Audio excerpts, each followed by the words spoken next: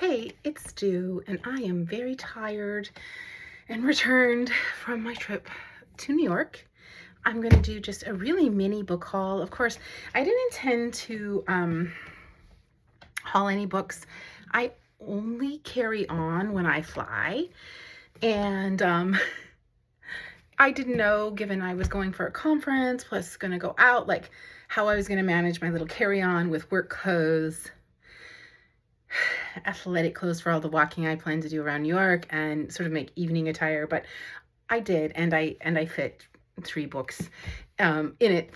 Returning, all of these books are purchased new, which is something I don't do, or I haven't been doing for quite some time. 2 of them, the author was at the conference, and I was excited. I'm sure anyone who has attended a book reading, signing, Q&A with author, it's memorable enough to, if you like whatever they're saying, if it resonates with you, then you could be excited to get the book. So I did get 2 of his books, and then because they were doing like a book subscription, buy 3 for $30 and then get like 3 books a month for $30. I considered doing it and then reconsidered because I'm going to be away for the whole summer. So it's not a great time for a subscription, but I did get 3 books and they were heavily discounted. So the first one that I got was a nonfiction. In fact, I don't know if I'll read this. I have full plans on gifting this, but when looking it over, I thought, oh, well, what if I read it very carefully and then gifted it? What I think I'll do, because my reading list is so long, is go ahead and gift it and say that if it was in any way inspirational or wonderful, that they could give it back to me, or I could get it from the library. Borrow it back to me, right? To read, and or I could get it from the library. Anyway, it's called Revolutionary Mothering. I'm giving this to a friend who's a mother and a revolutionary, and she, like many, if not most mothers, is trying to balance the demands, expectations, cultural, religious, societal, interpersonal, familial, of being a mother, and also of having a fantastic career, and also of being a fierce activist, advocate, don't back downer, against principles that, against the principles that keep us feeling very human. So, it's a series of works. It's centered in queer and trans and, females in the 70s and 80s, and, focusing on looking at just, revolutionary mothering. Okay. The other books that I got are by the same author. This was the one at the conference, Viet Thanh Nguyen, and this particular book was the one, I think this is the most recent release, which is To Save and Destroy: Writing as an Other. And this are sort of thoughts and introspections. So I don't know, maybe memoir-y, but definitely not fiction, on the authors, all of whom us readers know, such as Herman Melville, F. Scott Fitzgerald, Ralph Ellison, and how they shape his writing career, his thinking. And then there's some introspection of like, what are the burdens and pleasures of the minor writer in society? Great stuff. Little read. I think I have someone I really like to give it to too, but I think this one I'm going to read first. And then finally, I wanted his book of fiction, which did win the Pulitzer, and I think it might be known because obviously it's a HBO original limited series called The Sympathizer. So I think it's likely I will get to The Sympathizer first, as I am a fiction woman, and we'll see when I get to it. Maybe I'll actually bring this book with me to Vietnam, where I'm going this summer, and read it there. maybe I'll feel like that much wear and tear on a new book will be worth buying the new book. Of course, new books mean the proceeds go to the author, unlike the used and or thrifted and or free books that I engage with. And there was something, you know, sort of that felt ethically right after hearing this particular person speak to support him in that way. But it also means books going to publishing companies, etc. In any case, this book was published 2015, I think. Yeah. That's sort of my thoughts right now. What I'm going to do with The Sympathizer is bring it to Vietnam with me. Okay, now I'm going to talk about the 5 books that I finished over the course of my trip. Of course, most of this was travel or commute. There was some like sort of before bed reading, and then there was some listening and sort of while I was waiting for conference, like waiting in line or waiting for conference sessions. So I'll go in reverse order of how I finished them, not necessarily how I started them, because just the virtue of traveling, being at a conference all day, having a really active evening life in New York, much more active than I have in my home city, as one does, I guess, when they're away. So I'm saying all that to say, this is how the order that I finished them, but not necessarily the order how I started them. The first one that I just finished, and this is back home, was The Shark Dialogues by Kiana Davenport. I started this first. At one point, I distressed. I put it down. I had sort of been in and out of it because of kind of all the hectic nature of traveling and of the sort of density and weight of this book. I wondered if I was going to be able to finish it. I was dependent on the digital version, as the font in this book was not accessible to me at all. With or without reading glasses, the way that this font is bolded I've learned, gives me headaches. So, you know, to any publisher who might be watching this, please don't do that. But that being said, the digital version didn't. And so I was reliant on it, and it was coming, like literally it was due today. So I finished it right before I was meant to return it, and non-renewable, because people were waiting for it. Yay. This book was epic in so many ways, following multiple generations of one Native Hawaiian family, but also very much a historical fiction. There was lots of history of Hawaii. And that's, you know, what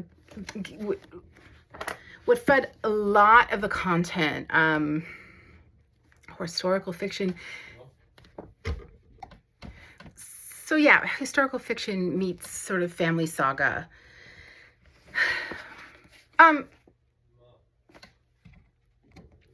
Resulting in just a lot of content. There was many characters to keep track of. And of course, what all readers have to, and global citizens have to lean into, names that are less familiar, words. There's an extensive glossary at the end of this book, words that may or may not be familiar. So there's a lot of like need for active reading and leaning in this book. So as I said, I distressed because I'm good for it, but I just didn't know if it was the right time.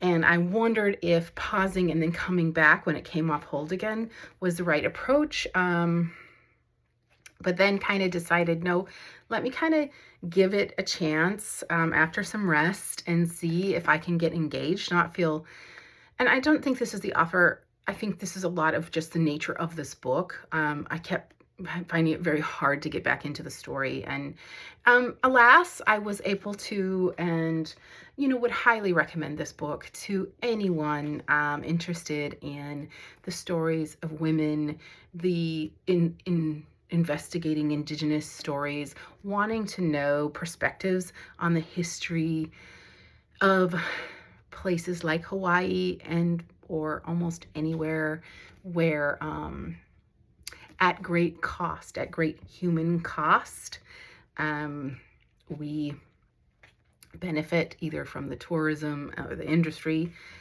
There's a lot of tragedy in this book. And I was reading a review, because I sometimes do that when I'm done, and someone was like, oh, there's too much tragedy. And And no triumph. I would disagree with that reviewer. There's a lot of triumph in this book too. However, I mean, I totally get it. Like if I had stepped out of this book, I would even give myself grace. Why? It's dense, it's heavy, it's hard, it's complex. And I felt like at one point even maybe needed more of my love and attention than I was able to give it. So glad I got back into it. Definitely have many people I would recommend this book to. However, just because of the time of the year, I think this actually came from, it's a Friends of the Library, and it's got a Friends of the Library stamp in it, so I might donate it back. I got it from a Little Free Library. I feel like bringing it back into a circle would be great.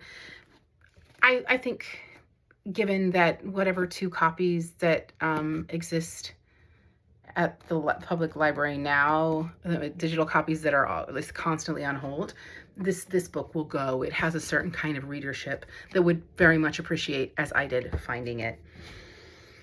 Social Creatures I listened to mostly late at night or early in the morning when I was going through insomnia.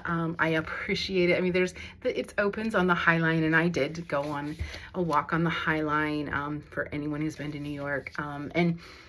And then just kind of hopped around like Soho, East Village.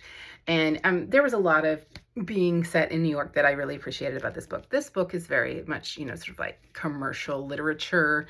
It says even on its description, it's the sort of more contemporary and female and set in New York. A talented Mr. Oh, it says, no, I said all of those things. Here's what this says. A talented Mr. Ripley for the digital age. So yes, there's definitely a lot of contemporary digital age-ism. I think that, let me tell you, because as I was saying, it's contemporary fiction. It's 2018, so somewhat still relevant, but digital age changes quickly. In any case, a lot of life being posted, but very much still Facebook, and sort of like now it would definitely not be Facebook. It would be TikTok and or others. In any case, there was some prose in here that was really well done. I thought, wow, this writer definitely is working on the creative writing prose. But other than that, it was commercial contemporary fiction, page turner, decent listen. I found it mostly enjoyable. And it served the purpose, which is what I wanted, which was, sort of like a tour de New York setting without too, like, especially given how much intellectual and emotional,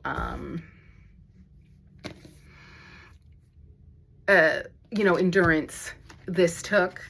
This one, none of that. And, in its right, still a decently written, definitely plot-driven book that I found pretty decent to listen to. At the same time, I was reading digitally The In-Between Bookstore by Edwin Underhill. It's short. It's cozy. It starts in New York, but then moves to Illinois, to a small town in Illinois. And one of the themes that I thought that it did really well was just kind of showing the difference between rural or more rural and extremely urban, especially urban in well-known settings, and especially how they're perceived and lived in by queer and trans folks. I think that it did well with sort of the discrediting and almost the disdain for smaller communities. Like, why would you ever live there if you're queer or trans? And where the reality of violence and or the politicization of those communities is very real. I think the human part of where you choose to live, where you have the right to choose, the human right to choose to live, and then sort of just the stereotypes of rural and urban places. I think it was explored somewhat well, albeit on a surface level. I thought the mechanism of sort of like a wormhole, and going back to sort of look at your past self, I thought it was an interesting mechanism. And again, it was kept very cozy, really cozy. It's not even like speculative fiction. I think it literally just, it served as a mechanism with which to get to this place, to go back and see yourself in the youth with the insights that you have as an adult, and to think, what would you say? How would you coach? How would you love that person that maybe didn't love themselves right then? And I thought it was cute and cozy, and would absolutely recommend it to anyone who wants a cute and cozy read, and especially, within the realm of queer literature. That leads me to this, You Belong to Me by Colin Harrison, very much set in New York, somewhat spanning New York, I think LA. I actually endured this whole thing. I listened to it all. It's a plot-driven book, and the plot drives the book. It is also a putrescent pontification of racial and ethnic stereotypes, of predatory capitalism, of patriarchal sexism that was so grotesque that I almost thought this has to be satire. And only when you kind of veer into more mainstream anything and watch and or listen, and I spend a lot of time not in those spaces, do you realize, no, this isn't satire. This is actually worldview, albeit incredibly shallow and stereotypical, made into a plot-driven book. That's all I have to say about that. His Mother's Son by Kai Emmons. I have to think back, because I went in reverse order, right? And this feels like just so long ago. So the very beginning of the trip, finishing up right before takeoff, and read all of these books is the only one that I actually read physical, because there was no digital or audio version available. The setting is Oregon. I appreciate going to Oregon and California, but I appreciate Oregon as a setting. The author, is a professor at my alma mater, and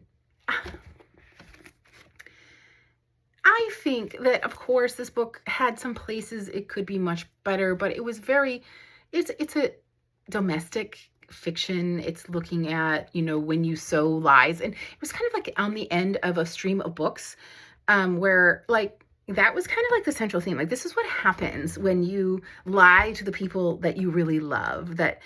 Can you really live a fulfilled and self-actualized life when you're keeping secrets? And what happens when secrets mount on secrets and when they come to a head? And so there's some definitely trauma triggers. There's her brother's a murderer, and that she keeps that hidden. She gives, redoes her identity as one would, gets married, raises a kid, the kid's starting to kind of act out, maybe seeming to have some psychological problems, but she's absolutely overthinking it and not able to explain it to anybody, because she's kept this secret that her brother is a murderer and in prison. And in the end of the day, she gets sort of like some redemption or opportunity for redemption as the end of life care, the hospice care for her brother contacts her, and she's able to go and, see, as she's an ER doctor, by the way, who also just kind of like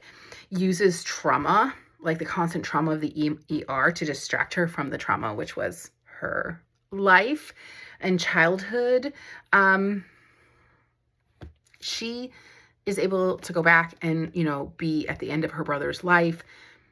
She's able to find at least a place of forgiveness, maybe for herself, but maybe from her now estranged husband, because one would, right? If you've been married to somebody for many years, raising a child, and then you find out everything that you knew about their past was a lie, a carefully curated lie, there would be trust issues, and where there's trust issues, there's relationship issues, we all know. So it ends with redemption. It ends with reflection and redemption. And it's definitely like, this isn't available in any libraries that I could find, nor in any version. So it was probably just kind of, for its time, contemporary fiction, and now one of those that aren't so easy to find. Didn't really raise to the echelon to win awards or stick around that long, but that doesn't mean it's not good. I mean, I'm reading plenty of contemporary fiction now where that may or may not be the case. This was published in 2003. Yeah. So it's a 20-some-year-old book. I found it at a little free library. I'm going to put it back in a neighborhood little free library that carries a lot of sort of like contemporary fic paperbacks, and hope that, you know, the people who are leaving the contemporary fiction paperbacks will grab it and give it a try, because it's absolutely it's well worth the read. It really is. I guess kind of the final summary of the 5 books I discussed, 2 of them came from little free libraries, 2 of them came from recent thrifting. This one has been on my shelf for a very long time, so I am happy to also see it leave my shelf and go back out into the ecosystem. The 2 that I listened to were very recent, very, very recent thrift finds. And then one was only a library. It was a recommendation given to me, I think by a librarian. And so I feel like really well-rounded right from the sourcing of these books, and also the amount of time that I've, you know, had them, as far as how I'm managing my now quite large bookshelf. We have an historical fiction, we have a contemporary fiction, and we have 2 thrillers. Oh yeah, 2 contemporary fictions and 2 thrillers. So with some epic, you know, sort of family saga going on as well. I think it was, you know, especially given, when I'm looking at it right now, I can't believe that I've accomplished that much, because really, if you know how much else was going on while I was reading these books, you would be like, I don't know how even one got read, but welcome to being a reader to all my fellow readers. And until next time, I think next video will be another review video, because I have that whole New York setting TBR plus some other things that came off hold. So I think that I'm going to be working on this TBR, making videos, hopefully not hauling. However, there could be some mini hauls when I put some of these back into little free libraries, and that, you know, 2 free books a week thing coming up. So likely the next video will also be another review video. Until then.